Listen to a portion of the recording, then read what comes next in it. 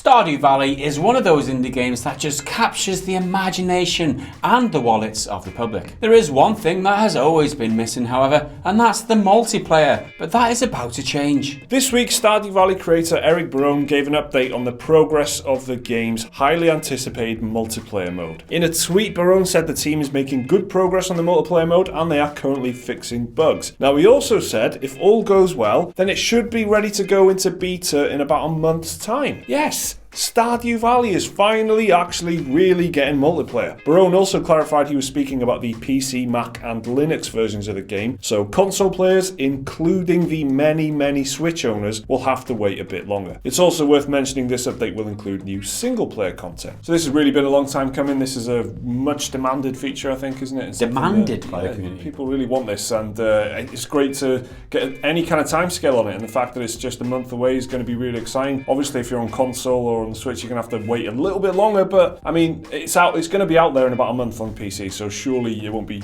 too much longer after that. Multiplayer is one of the things that it was missing from the outset, and Eric Barone, in the interview that he did with Jason Schreier for his book, Blood, Sweat and Pixels, which I highly recommend, by the way. He did say that multiplayer was a feature that was intended to be there on day one, right? But, you know, things get ahead of him. He was one guy working on a game for years and years and years, and if he would have waited around, he just had to release it in the end because he's just taking too long to do it. So the fact that he's taken so long after release, he obviously had a lot of time off because he was focused on that for so long. We can't hold it against the guy. To be fair, he's produced a game that is held high in the community. Loads of people love it. It's a throwback to games like Harvest Moon and Animal Crossing. Yeah, it's dominating the Switch charts. Is that all? You know, I mean, it's at the top huge there. On the Switch, if you Google Nintendo eShop, it's like the second result. The game Stardew Valley is the second result when you search Nintendo eShop. But that's right on my computer. Yeah. Maybe it'll be the same on yours. But it's a massive game on the Switch. It fits really well on that really mobile does, thing. Yeah, and if you add in multiplayer as well, being able to play with your friends on the Switch on the go, it just seems like an awesome kind of combination. So look out for that. Also, this week saw the launch of a new Overwatch event dubbed Retribution. The Retribution event will add a new 4-player co-op game mode, character skins, and a chance for players to revisit the content from last year's Uprising event. Promoting the event, Overwatch director Jeff Kaplan spoke to Eurogamer, who asked him whether or not it would be possible for a single-player campaign for Overwatch. Kaplan responded saying, quote, "When we conceived of Overwatch, it was really intended to be a PvP experience. With that said, the team has a lot of fun making PvE experiences. We want to bring more story to the game and PvE experiences let us do that. Oftentimes it gets asked of us, why don't you guys just stop doing this other stuff and just make the PvE campaign for the game? We would love to, and that's very compelling to us when we think about it. But that's probably like making a brand new game for us. That's a significant amount of work. Just say no, Kaplan. How many words do you need, man? Just say no single player campaign, man. Nope. Imagine he did. No. Nah. Kaplan said Retribution is a good example of the devs having their cake and eating it too. The team devoted a lot of development resources to something that might seem primarily PvE, but PvP players will get something really great out of it too. That's the second time in, I think, a week that Jeff Kaplan has said something along the lines of that is basically like making a new game, because last week they were asked about making a Battle Royale mode for Overwatch, and that was apparently one of the big demanded features, because, I mean, that's just what every game has to do now, but that's just his go-to line, it seems. Just like making a new game. But you can't add that, it's just like making a new game. Yeah, it's go-to excuse. I think PvE stuff is probably a bit more realistic than Battle Royale, because the maps and map size and stuff on Overwatch is just, it doesn't fit, but you could tell a story through the existing worlds and with the existing characters and stuff with Overwatch. Yeah, I guess it is like making a new game when you're Blizzard and you have to spend millions on animating cutscenes and stuff. Well, they do those little animated shorts. They spend enough money on that bullshit. Yeah, it's just spectacular.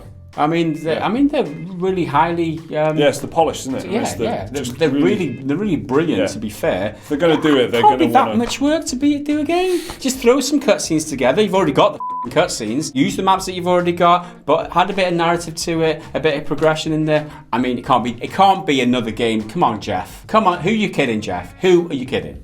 not me. And this week also saw the release of Hellblade: Senua's Sacrifice for the Xbox One. If sales of the game are strong enough on that platform, then developers Ninja Theory have promised to donate part of the proceeds to charity. On Twitter, the team announced the charity campaign, saying if they manage to sell 50,000 units for Hellblade on Xbox One within a week, they will donate $25,000 to Mental Health America. And if Xbox sales reach 100,000 units, then the team will donate $50,000. It's worth saying that this isn't the first time Ninja Theory have run a charity campaign like this, because back in October 2017, the company donated all profits from Hellblade sales made on October 10th to the Rethink Mental Illness charity in recognition of World Mental Health Day. The theme and the issue of mental health is obviously closely tied to Hellblade as a game, as an entity. That's kind of so closely tied, not only in the way they've told the story, but in the opening credits. The first credit that comes up is kind of mental health advisor. The whole thing is they've taken it so seriously that they've kind of dedicated it to the cause almost. That's the way they've gone about telling the story in the game. I think all credit to them. It's great that Xbox gamers get to experience it as well, because it's a cracking game, and it was our pick for kind of game of the year, I guess. I don't know if that's what we called it, but it was just the best game. It was the best game because of what it did by being a game last year, in our opinion. So I'm sure that's already infuriated a lot of you, and you'll tell us why we're wrong in the comments, but this is all around a great news story. It was definitely one of the best games of last year, and this is how you do game development. This is how you do it right. Okay, you're open and honest with the whole process, like they were on YouTube, releasing dev blogs and all that. Releasing a AAA game with an indie budget is what they pitched it as. Like they said it's only going to be a few hours long. The fact that they get involved in charities like this too, this is how you do it these days. For me, they are a great example of how game development should be done in the modern day. More people that follow Ninja Theory, support them, the better. So if you are interested in the game and you thought about maybe picking it up because you've got an Xbox or whatever, I would highly recommend it for many, many reasons. Absolutely. And if you needed any more reasons, they're going to donate to charity if they meet a certain criteria. You want. Genuinely completed this game in one sitting, played it for 6 hours on a Saturday afternoon, and that was genuinely probably the highlight of my year in terms of gaming last year. It was absolutely a great game. So single player Overwatch, multiplayer Stardew Valley, or any game at all on the Xbox, what appeals to you more? Let us know down in the comments below. Like the video if you've enjoyed it, subscribe if you're new around here, check out another one of our videos on your screen there, support us on Patreon if you want to do that. We'll see you again in the next video. Until then, bye for now.